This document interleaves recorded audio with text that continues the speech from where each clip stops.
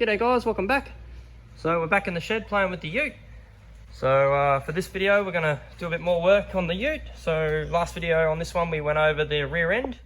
So we squared all that away. As you can see, she's sitting nice and sexy.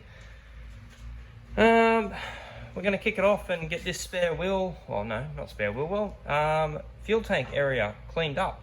So as you can tell, she's full of grime and dirt and sticks and leaves and whatnot. So plan for this one is to get it all cleaned out and start getting our fuel tank, which is just here, all up in there, and get our, well, hopefully majority of our fuel system knocked out. So plan for the fuel system is to run the factory lift pump inside the tank.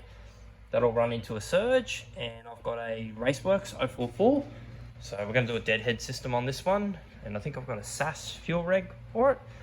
So we'll set all that up in the in this area here, so we don't have any business in the tray. And yeah, we'll see where we go. So to kick it off, I'll get all this cleaned out, and then we'll get the fuel tank in there, and we'll pick back up from there. All right, let's get going. Okay, so we've got the area all cleaned up and the fuel tank reinstalled. So I've gone ahead and installed some longer new hoses just to make routing a bit easier for what we're doing. So the parts we've got for this, we've got I think it's an airflow surge tank, it's about a 3 litre capacity, a little SAS fuel regulator, a Raceworks 044 copy fuel pump and bracket, and just a fuel gauge. So plan is to end up all down in here. So I'll play around with some layouts and see what we come up with, and then work out what fittings we need. So that's going to be our next step. So I can feel the wallet hurting already. All right, so I'll get all that down in there and see what I come up with. Alrighty.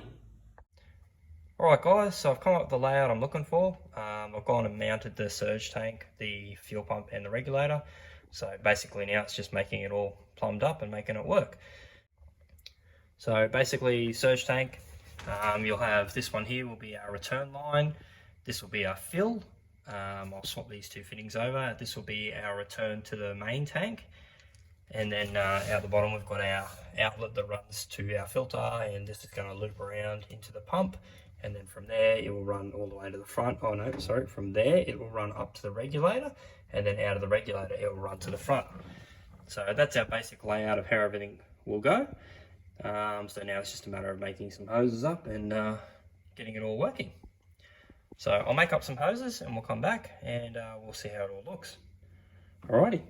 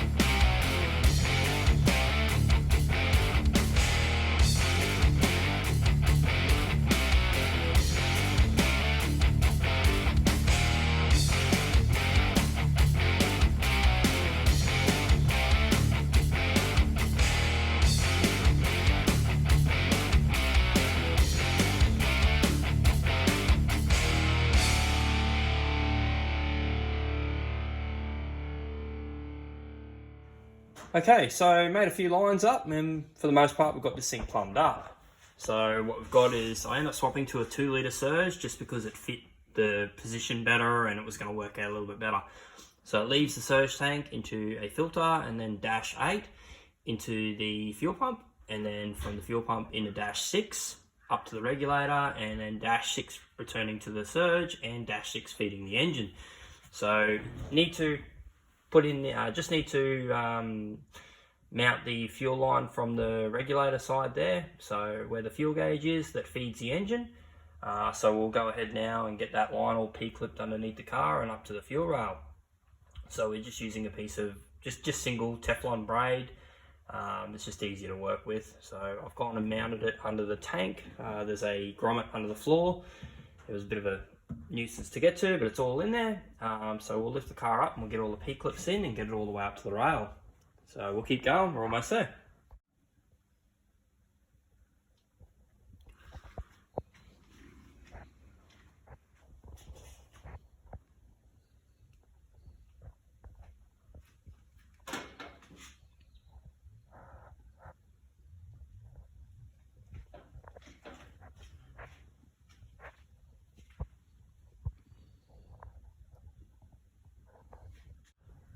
Okay, so with careful routing of the fuel line to keep it away from the extractors, that's why it runs up on the rail just under here.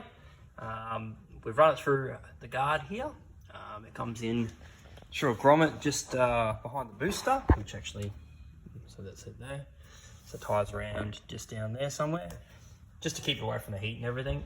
So up into a fitting into the rail. The intake's not staying, it's just on there to seal the engine up, but the LS series fuel rails are all in about the same location, so this gives us enough room, but there's enough tension in the line to move it forward and backward to account for the new manifold. So I won't go into the new manifold just yet until it all turns up, but yeah. Anyway, so we'll that's about it for the fuel system. So all there is a linking cord, which I've already got somewhere. I've made one up already for the new system, but anyway, so that's going to do for this bit. So I'll move on. Really haven't got that much to go on this one. Pretty much only really the wiring, and we should be able to fire it up. So what I might do next is the tailpipes. So we'll notch out the beaver panel and set up our blast pipes and finish off the exhaust. So it's currently got the exhaust that runs to the diff at the moment, and it just hasn't been made past that point until I finish the suspension. So we'll get it up on the lift a bit higher and we'll go over that. All right, let's keep going.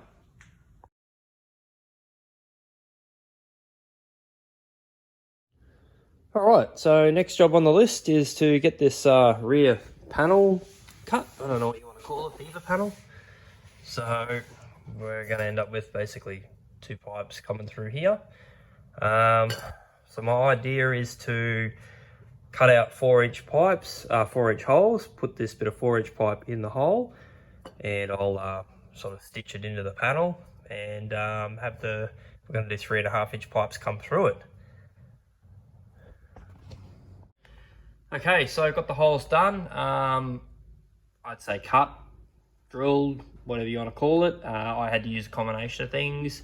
I used a 4-inch drill, a 4-inch hole saw on the outside, and it wouldn't go through the second set of material. I don't quite know what that material is, but it was a lot harder to drill. Maybe just my car, I don't know. But my 4-inch hole saw would not go through that backside. So I used a little saber saw for the blade, air operated one. This thing worked pretty good. So I was able to use the 4-inch to mark it and then put a couple of drills in it with the small hand drill, and then just cut it out with the small reciprocating saw. So I pushed these pipes through about 10 mil on the back side just to get enough room to get a couple of stitches and a bit of seal. And then we'll just mark around the outside here and we'll cut them off flush.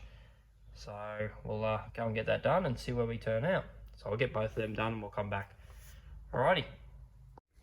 Rightio, so I've gone ahead and welded them in. I was only planning on stitching them, but ended up just welding them. It wasn't that bad to weld, it was actually pretty clean.